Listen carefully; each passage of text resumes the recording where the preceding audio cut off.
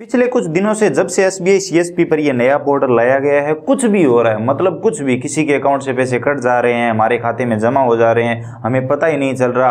किसी के अकाउंट से पैसे कटते ही नहीं है और हमारे खाते में जमा हो जाते हैं, हमारे वॉलेट में अमाउंट दिखा देता है, हम उसे पेमेंट कर देते हैं और उसके बाद हमारा वॉलेट फिर से जीरो हो जाता है। मतलब इस तरह की दिक्कतें आ रही है कि एसबीआई सीएसपी अब ऊब चुके हैं और बुरा हाल है।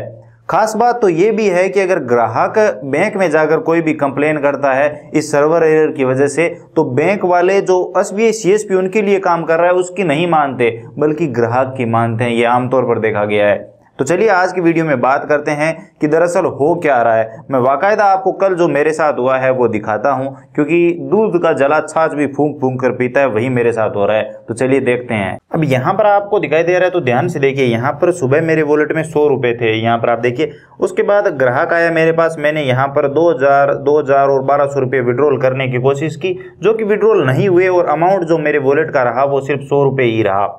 उसके बाद एक ग्राहक मेरे पास आता है जो 20,000 रुपये निकलवाना चाहता है, तो यहाँ पर मैं 20,000 विड्रॉल करता हूँ और यहाँ पर वो जो पैसे हैं वो 20,000 100 रुपये मेरे वॉलेट में जमा हो जाते हैं। यानी 20,000 निकालता हूँ और 100 रुपये मेरे वॉलेट में पहले से थे, तो 20,000 100 रुपये टोटल मेरे वॉलेट में जमा हो जाते हैं।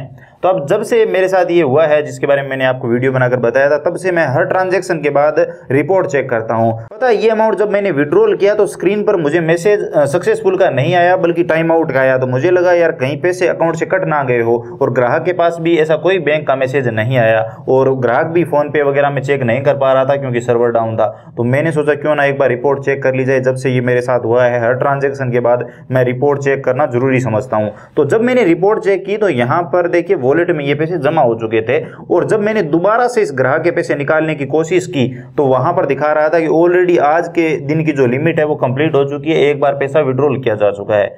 तो इससे कोई भी सीएसपी ये समझेगा कि एक दिन में एक ही बार विड्रॉल होता है, और अगर आज विड्रॉल हो गया है तो इसका मतलब ये है कि ये जो पैसे हमारे वॉलेट में जमा हुए हैं वो सही है और ये पैसे हमारे वॉलेट में आ चुके हैं। तो अब मैंने क्या किया कि ये 20,000 का पेमेंट इस व्यक्ति को कर दिया। जब से ये सर्वर वाला प्रॉब्लम चल रहा है तब से मैं उन्हीं लोगों के पैसे निकाल रहा हूं जो मेरे पारिवारिक है या फिर खास है, जिनको मैं अच्छे से जानता हूं कि ये व्यक्ति अगर मैं कहूंगा तो दोबारा आ सकते हैं या फिर कोई प्रॉब्लम नहीं होगी। तो ऐसे ही लोगों के मैं पैसे निकाल रहा हूं।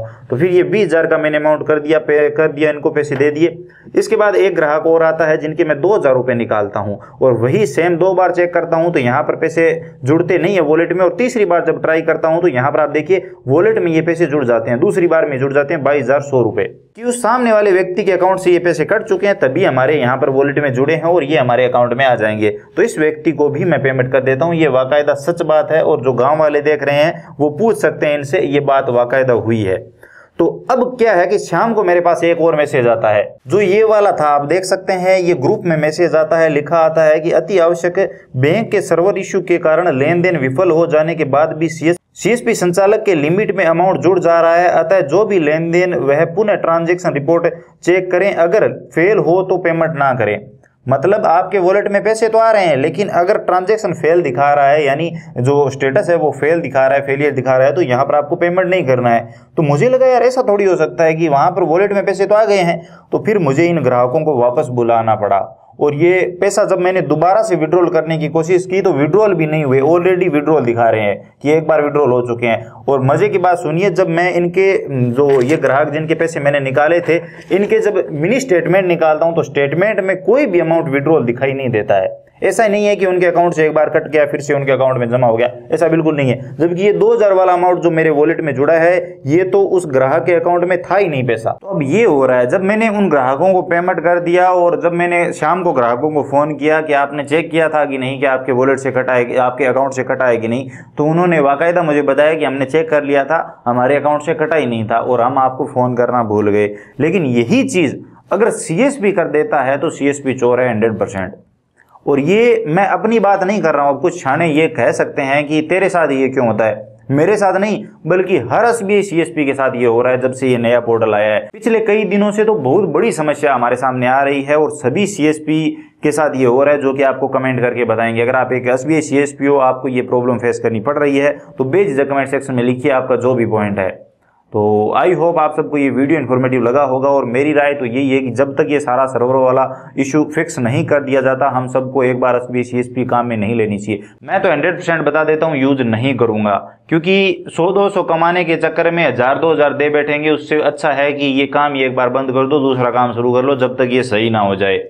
बाकी आपकी क्या राय है, अपनी राय कमेंट सेक्शन में जरूर दीजिए। वीडियो अगर आपको इन्फॉर्मेटिव लगा है तो लाइक जरूर करिए, अपने दोस्तों के साथ शेयर करिए। चैनल पर नए हो तो चैनल को सब्सक्राइब करके बेल आइकन प्रेस कर लीजिए, ताकि आने वाले सभी वीडियो आप सबसे पहले देख पाएं। इसके अलावा अगर आपके मन में कोई भी सवाल सुझाव है तो आप बेझिझक कमेंट सेक्शन में लिखिए, हम जरूर बात करेंगे।